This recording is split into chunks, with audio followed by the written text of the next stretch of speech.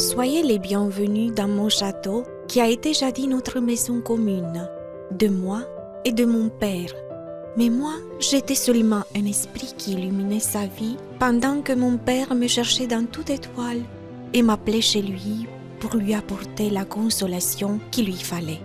Dans le creux d'un vieux noyer du parc du château, il y avait une fois ma photo. Les noyers cachent des trésors et moi, pour mon père, j'ai été son plus cher trésor. C'est pour cette raison que tous les visiteurs venus au château étaient conduits par mon père auprès du noyer. Là-bas, il faisait connaissance de la maîtresse de l'endroit, de moi. Ensuite, il visitait ma création, le château. Ne soyez pas surpris si je vous dis que c'est moi qui ai inspiré mon père en lui guidant la main qui traçait légèrement les plans du château sur la feuille de papier. Découvrez maintenant le château-temple et son histoire.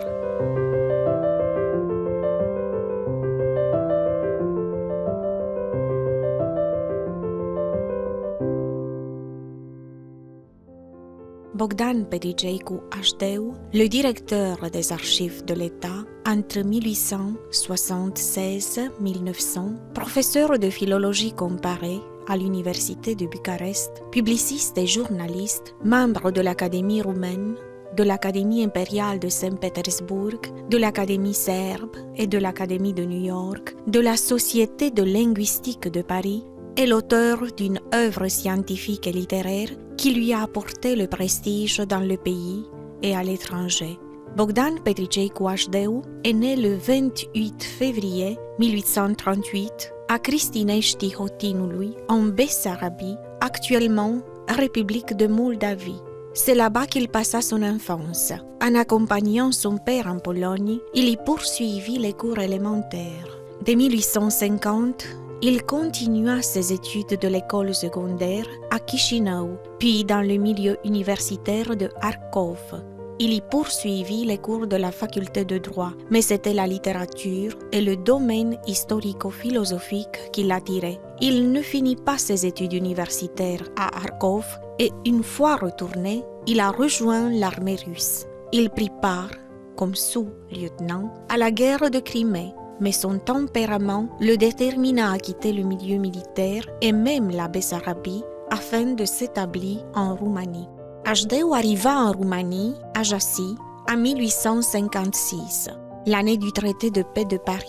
Il fut désigné juge à Kaoul, mais il fut rapidement destitué parce qu'il soutenait le rattachement de la Bessarabie à la Roumanie. Il s'établit à Jassy, où il publia quelques revues, parmi lesquelles La Roumanie en 1858, Feuille d'histoire roumaine en 1859, Petite feuille d'histoire et de littérature en 1860, de Moldavie entre 1862-1863, dénommée plus tard La Lumière.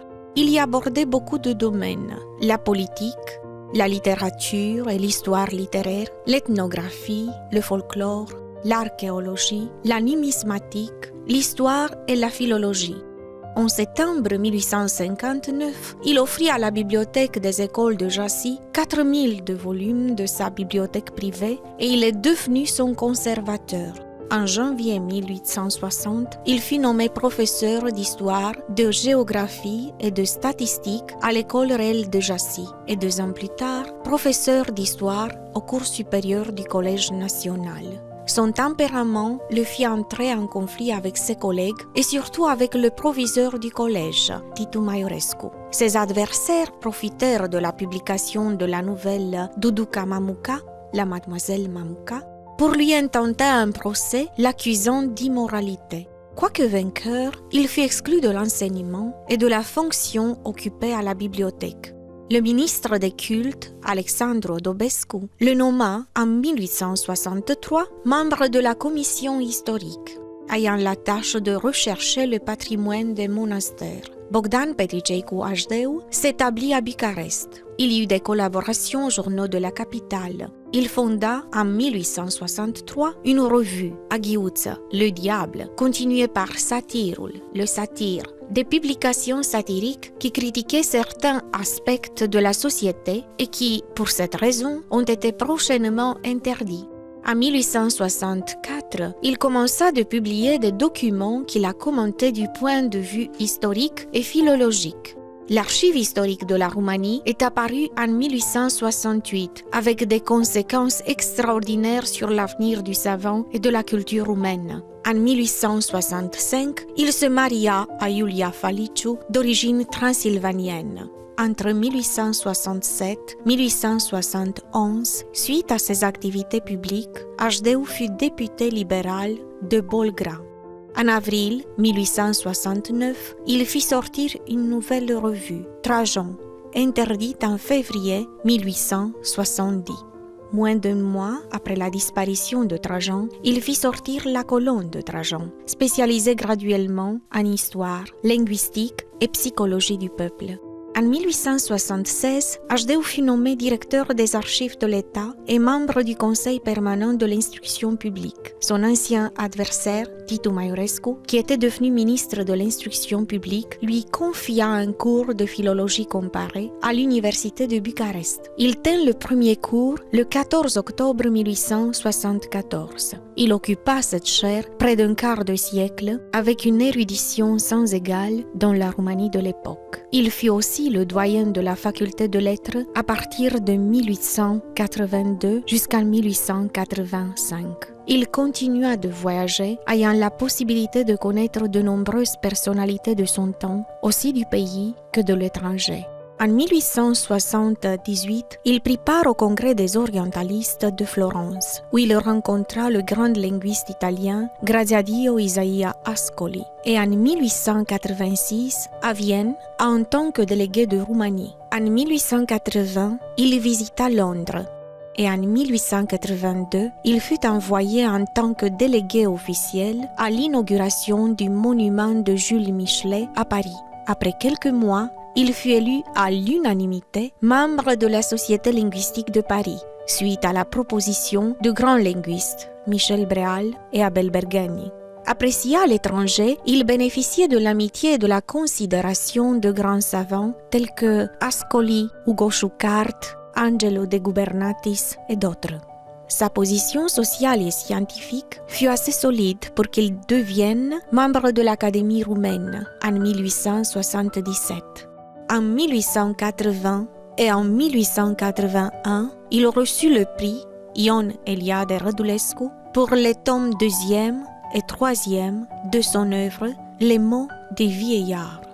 En 1884, l'Académie roumaine lui confia la mission de rédiger un dictionnaire de la langue roumaine. Cela fut un travail de Sisyphe. Un monument de la langue roumaine, le Dictionnaire Etymologicum Magnum Romaniae est resté inachevé car l'Académie et le roi n'étaient pas disposés à atteindre sa finalisation. L'interruption de cette activité fut pour Hdeu la source d'une grande douleur, qui succédait d'ailleurs à un grand malheur, la mort de sa fille unique, Julie, écrivaine d'expression française.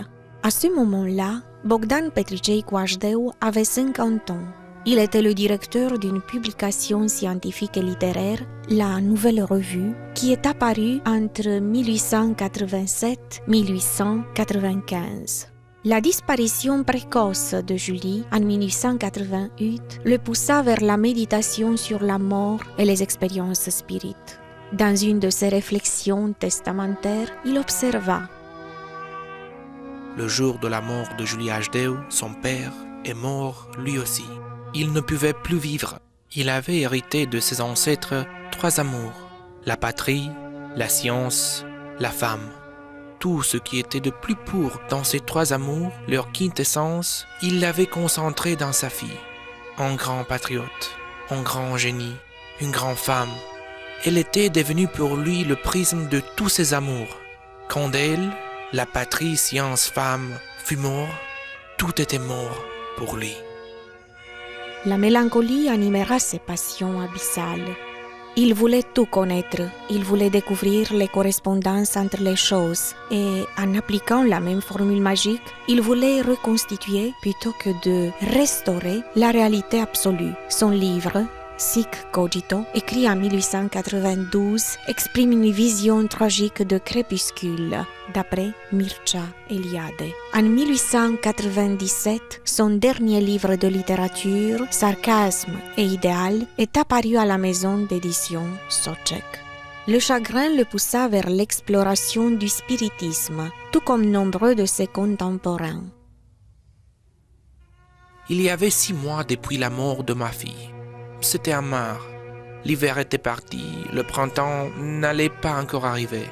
Un soir humide et triste, j'étais tout seul dans la chambre, près de la table de travail.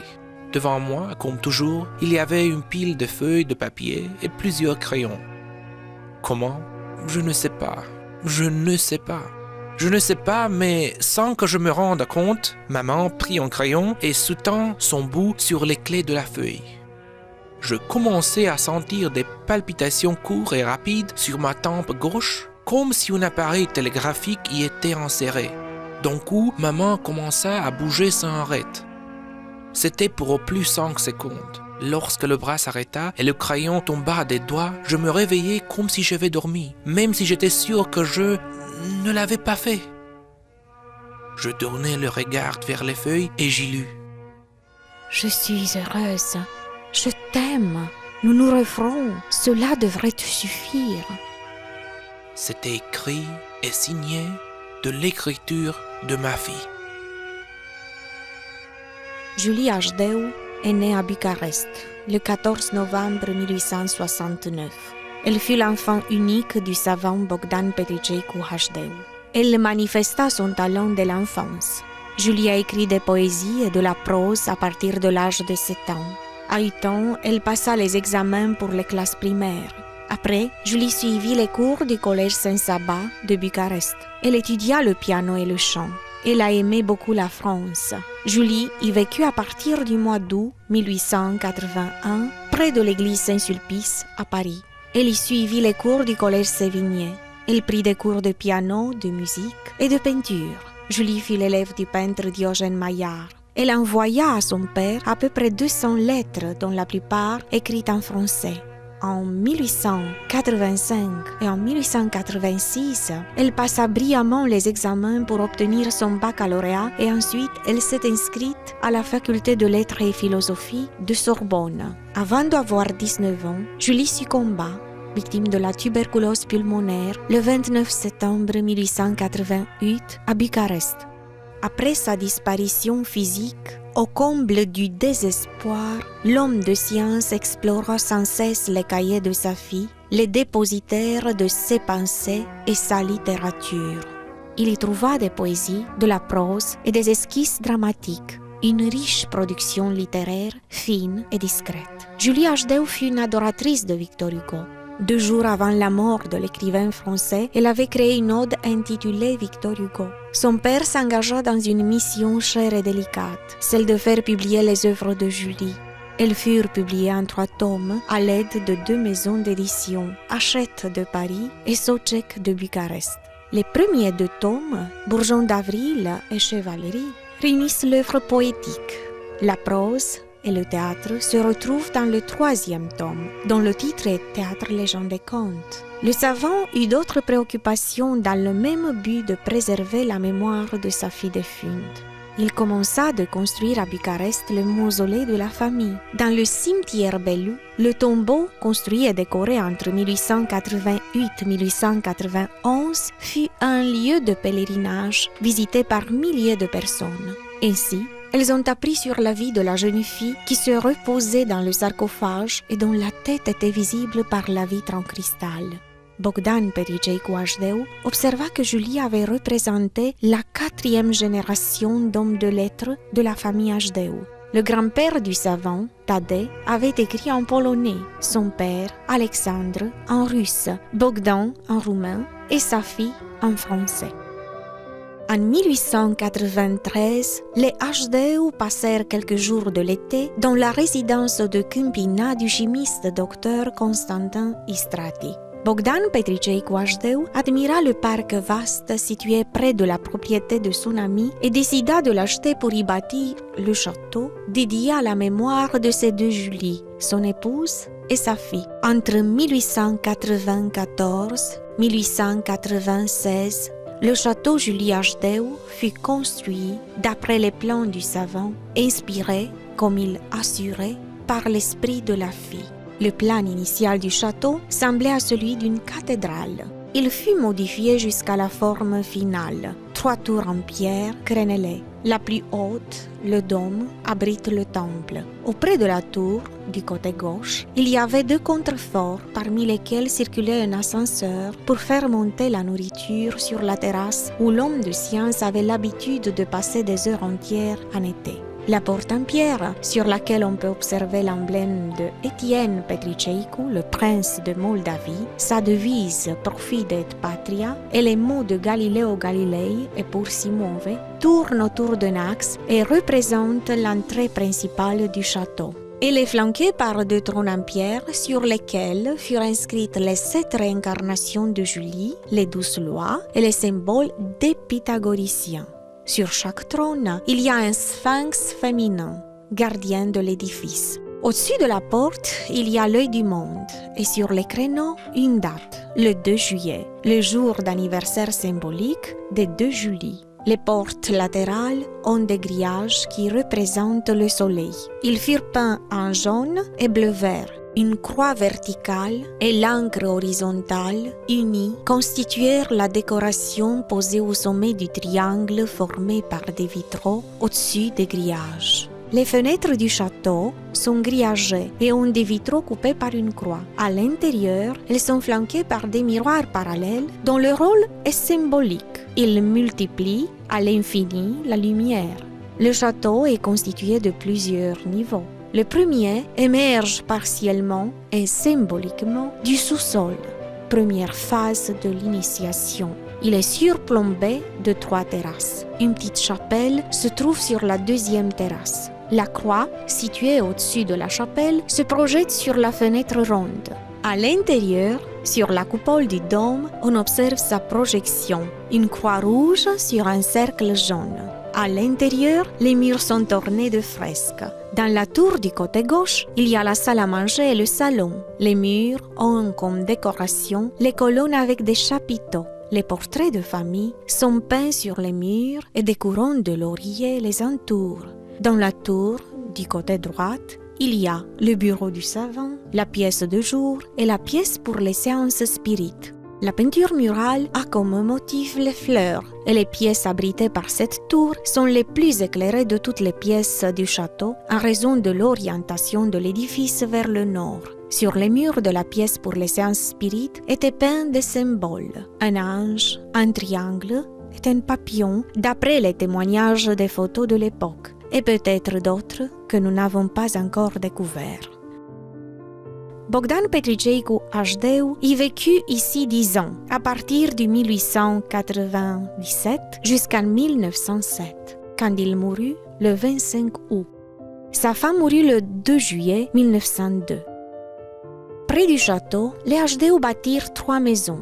Après la Deuxième Guerre mondiale, une maison a été démolie, l'autre est la maison du gardien et la 3e, réparée et restaurée, abrite de nos jours les archives et la bibliothèque du musée mémorial Bogdan Petriceanu H. Après la mort du savant, ses héritiers eurent des problèmes concernant la préservation du monument et de son patrimoine. Il habitait loin de Câmpina. Et ils se confrontèrent dans des procès longs et pénibles avec d'autres personnes qui se prétendirent les vrais héritiers du savant. Dans la période de l'entre-deux-guerres, les journaux locaux et nationaux attirèrent l'attention de l'opinion publique sur le temple métaphysique de H. transformé dans une très chère ruine. Un journaliste écrivait que si la belle statue de Jésus ne s'y était pas trouvée, le château n'aurait plus existé. Dans les années 50, les historiens littéraires Perpesicius et Călinescu se prononcèrent pour que soit reconnue l'importance de l'édifice et pour la création d'un musée mémorial dédié au savant et à sa famille. En 1955, le château fut inscrit sur la liste des monuments d'architecture et devint une section du musée régional d'histoire dont le directeur était, à l'époque, le professeur émérite Nicolae Simache. Après la consolidation, la réparation et la restauration du château, le 9 avril 1965, le musée mémorial Bogdan Petricecu Ashdeu fut ouvert au public.